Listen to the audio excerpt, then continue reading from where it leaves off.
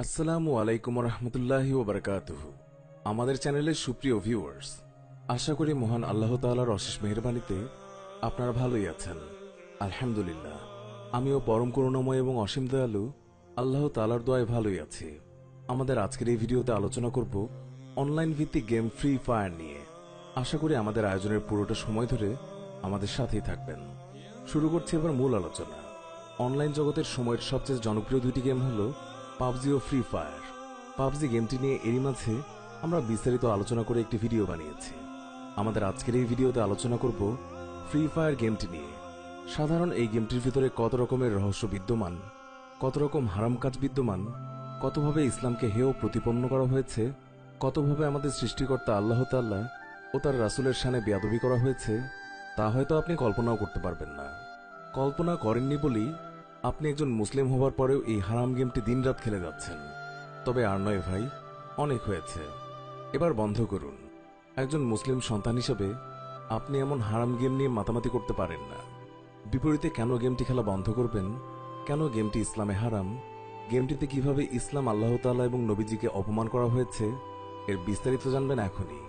PUBG, call of duty, life after, Warfaze এবং free fire সহ এইরকম মেন কিলিং, উগ্রপন্থী, কুরুচিপূর্ণ গেম ইসলামের দৃষ্টিতে সম্পূর্ণ হারাম। সবগুলো গেম নিয়ে আলোচনায় যাব না, আলোচনা করব শুধুমাত্র ফ্রি ফায়ার গেমটি নিয়ে। গেমটি কেন হারাম, এর পেছনে অসংখ্য কারণ রয়েছে। শুধু হারামই নয়, গেমটি কিভাবে ইসলামকে অপমান করেছে এ নিয়ে আরেকটি কথা শুনুন। প্রথমত, ফ্রি ফায়ার গেমটিতে একজন নারী এবং একজন পুরুষের চরিত্র দেখানো হয়েছে। এর মাঝে পুরুষ চরিত্রটিকে ফ্রি ফায়ার কর্তৃপক্ষ পৃথিবীর প্রথম পুরুষ এবং নারী চরিত্রটিকে পৃথিবীর প্রথম নারী হিসেবে পরিচয় করিয়ে দিচ্ছে। এবার আপনিই বলুন, এদের দ্বারা কাদের বোঝানো হয়েছে? বুঝতে পারছেন কি? আমাদের ধর্মমতে পৃথিবীর প্রথম পুরুষ এবং প্রথম নারীকে অবশ্যই হজরত আদম আলাইসাল্লাম ও হজরত হাওয়া আলাইসাল্লাম। তারাই পৃথিবীর প্রথম পুরুষ এবং নারী। গেমটিতে এই দুইজন মহান মানুষকে গেমের চরিত্র হিসেবে উপস্থাপন করা হয়েছে। এবার আপনিই বলুন, যেখানে আমাদের আদি পিতামাতাকে ব্যঙ্গ করা হয়েছে, তাদের চরিত্র উপস্থাপিত হয়েছে, সেখানে আপনার কিসের এত প্রেম? একজন নবীর শানে আপনার চরম বেয়াদবির কারণে ঈমানহারা হতে একটুও সময় লাগবে না আপনার। দ্বিতীয়ত, গেমটিতে একটি মাস্ক গিফট আকারে থাকে, যা এক চোখ বিশিষ্ট, আর এক চোখ মানেই দাজ্জালকে প্রমোট করা হচ্ছে। গেমটিতে ব্যবহার করা হয়েছে ফেরাউনের মূর্তিও। ফেরাউনের চেহারার 19-20 করে মূর্তিটি ব্যবহার করা হয়েছে, যা আপনি ভালো করে লক্ষ্য করলেই বুঝতে পারবেন। এর আগে গেমটির একজন মানুষের দেহে টাটু করে আল্লাহ তাআলার নাম এবং নবীজি সাল্লাল্লাহু আলাইহি ওয়াসাল্লামের নাম লিখে দিয়েছিল তারা। শত আলোচনা এবং প্রতিবাদের পর সেই নামগুলো মুছে ফেলতে বাধ্য হয়েছে কর্তৃপক্ষ। তৃতীয়ত, আর 5টা অনলাইন গেমের মতো ফ্রি ফায়ার গেমটি ওপেন করলেই কুরুচিপূর্ণ ছবি ভেসে ওঠে। তার মাঝে অর্ধনগ্ন নারীদের ছবি নিয়ে বলার মতো কোনো ভাষা নেই। বিশেষ করে বুক দেখানো ছবিগুলোর কারণেই গেমটি হারাম বলে বিবেচনা করা যেতে পারে। এছাড়া পুরুষদের যতটা পর্দা করা ইসলামের বিধানে আছে, তার বিপরীতে গেমটিতে পুরুষদের যেভাবে উপস্থাপন করা হয়েছে তা সেই বিধানের পরিপন্থী। চতুর্থত, এই গেমটি হলো মেন কিলিং একটি গেম, মানে মানুষকে খুন করার প্রতিচ্ছবি। যদিও বাস্তবে মানুষ খুন করা হচ্ছে না, তারপরেও গেমটির মাধ্যমে উগ্রপন্থী চিন্তাভাবনার বিকাশ হওয়ার ব্যাপক সম্ভাবনা রয়েছে। এমন উগ্রপন্থী মানসিকতা ইসলাম কোনোভাবেই সমর্থন করে না। সেসব পরের কথা। গেমটিতে যে সকল আর্টিফিশিয়াল মানুষের ব্যবহার করা হয়েছে, ইসলামে সেরকম আর্টিফিশিয়াল মানব তৈরি করাই তো পাপ। আপনি হয়তো সৃষ্টি করছেন না, তবে সাপোর্ট তো করছেন, সেটাই অনেক বড় পাপ। গেমস কর্তৃপক্ষ হয়তোবা ভুল করে এরকম ইসলাম বিরোধী কাজগুলো করে ফেলেছে, তবে আপনার ধারণা সম্পূর্ণ ভুল। এইসব হচ্ছে ইসলামকে ধ্বংস করার জন্য বিধর্মীদের চক্রান্ত। ভুল একবার দুবার নয়, এইভাবে বারবার ইসলামকে হাসির পাত্র বানিয়ে আবার মুসলমানদেরকে দিয়েই সে পাত্র ব্যবহার করছে বিধর্মীরা। এইসব অনলাইন গেম হলো মানুষকে দিনের পথ থেকে দূরে সরিয়ে নেবার নতুন পন্থা, আরো কিছু না বললেই নয়। এছাড়া মোবাইল গেমস হাতের আঙ্গুল দ্বারা খেলা হয়, এমন গেমস নাজায়েজ। স্বাস্থ্যের ক্ষতি হয় এইরকম গেম খেলা সত্যিই হারাম। কাজকর্ম ফেলে সারাদিন গেম খেলেন, এতে সময় নষ্ট হয়। প্রত্যেকটি মুহূর্তের হিসাব দিতে হবে, এবং গেম খেলতে খেলতে অনেক সময় নামাজ চলে যায়, আল্লাহর কথা ভুলে যায়, দিন ও দুনিয়ার কথা ভুলে যায়, যার হিসাব একদিন কিন্তু দিতেই হবে।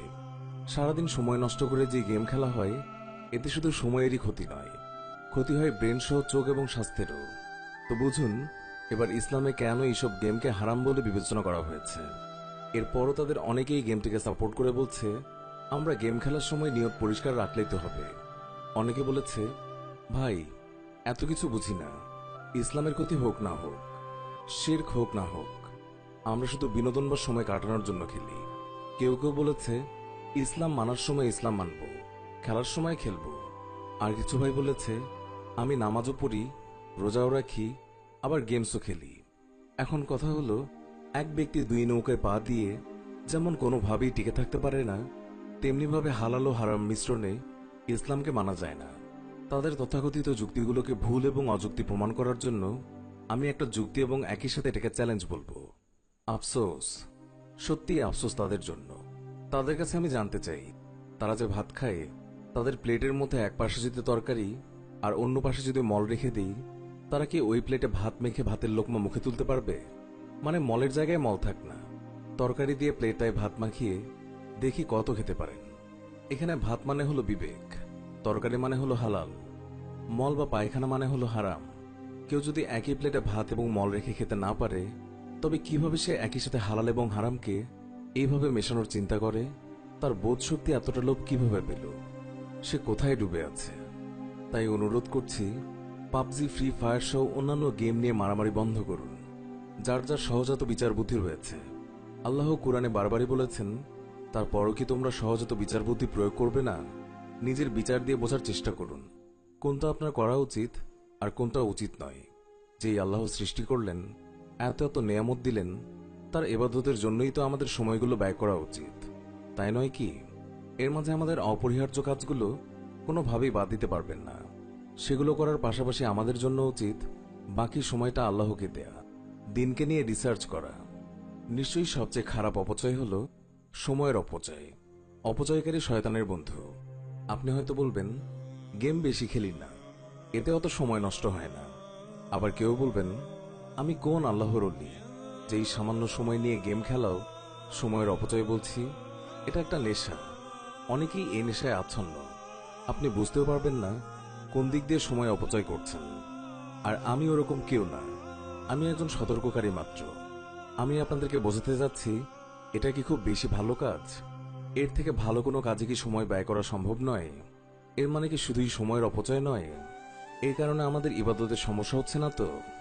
রাতের যে সময়টা আল্লাহকে দেওয়ার কথা, সেই সময়টা গেমকে দিচ্ছেন না তো? গেমের মিউজিক আর অর্ধ উলঙ্গ কার্টুন মেয়েগুলোকে আপনি কি হালাল ভাবছেন? অবিশ্বাস্য লাগে। একজন মুসলিম সন্তান হয়েও আমরা কিভাবে এত জঘন্য গেমে মেতে থাকতে পারি, যে গেমটিতে আমাদের আদি পিতামাতা সহ আমাদের সৃষ্টিকর্তা এবং রাসূলের নাম সেখানে অন্যভাবে উপস্থাপন করা হয়েছে। সেই গেমে কিভাবে আমরা মেতে থাকতে পারি? গেমটির মাঝে এত এত কুকর্ম দেখার পরেও আমাদের শরীরের রক্ত গরম হয়ে যাবার কথা, মাথায় খুন চেপে যাবার কথা, সেখানে সেই গেম নিয়ে আমরা দিনরাত পড়ে থাকি। ভাইরে, আমি নিজে এই গেমটি কোনোদিনও খেলিনি, কোনোদিন ওপেন করেও দেখিনি। চারপাশে গেমটি নিয়ে এত আলোচনা শোনার পর 2 দিন ঘাটাঘাটি করেছি। ঘাটাঘাটি করতে গিয়ে তো আমার আকাশ থেকে মাটিতে পড়ার মতো অবস্থা। একটা সাধারণ গেমের মাঝে কত কত ইসলাম বিরোধী কার্যকলাপ। আহা, গেমটিকে ফাঁদ হিসেবে ব্যবহার করে কত নিখুঁতভাবেই না ইসলাম ধ্বংস করার চেষ্টা চালানো হচ্ছে। ফ্রি ফায়ার গেমটি হারাম হওয়ার পেছনে আমি অল্প কয়েকটি কারণ খুঁজে বের করতে পেরেছি। কেননা গেমটি নিয়ে আমার ধারণা কম। আমার বিপরীতে যারা গেমটি নিয়ে ভালো ধারণা রাখেন, তারা চেষ্টা করলে আরও অনেক রকম ইসলাম বিরোধী কাজকে লক্ষ্য করতে পারবেন, যা আমার চোখ এড়িয়ে গিয়েছে। যাই হোক, আমাদের আলোচনার মাঝে কোনো ভুল থাকলে অবশ্যই শুধরে দিবেন, কেননা গেমটি নিয়ে আমার যতটুকু ধারণা রয়েছে ঠিক ততটুকুই প্রকাশ করেছি। ভুল হতেই পারে। আপনার সাথে আমার কোনো যুদ্ধ নেই, আপনি আমার ভাই। যদি বলেন এটা একটা তর্ক, তবে বলবো আপনি এই তর্কে জয়ী। আপনাকে ছোট করা আমার কোনো উদ্দেশ্য নয় ভাই, তবে সবাইকে সচেতন করা উচিত যেন কোনো ভাই গেমের নেশায় পড়ে ইবাদত ছেড়ে দূরে সরে না যায়।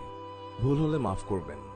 আল্লাহ আমাদের সবাইকে হেদায়েত দান করুন, আমরা যেন নিজেদের সহজাত বিচার বুদ্ধি কাজে লাগাতে পারি। আমিন। প্রিয় ভিউয়ার্স, কেমন লেগেছে আমাদের আজকের এই ভিডিওটি?